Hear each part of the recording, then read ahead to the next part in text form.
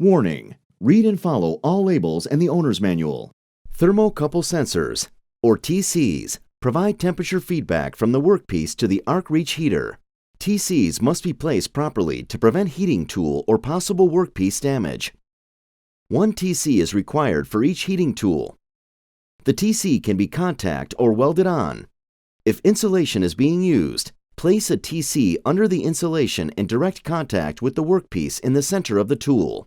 If insulation is not being used, place a TC under the center area of the heating tool in direct contact with the workpiece. Place additional TCs on the workpiece in accordance with project requirements. Connect all TC connector plugs to the thermocouple receptacle on the side of the arc reach heater extension cable. The minimum number of TCs is 1. Maximum is 6. TCs do not need to be sequential. They can skip a slot if needed. For example, connecting TC2 and TC5 only.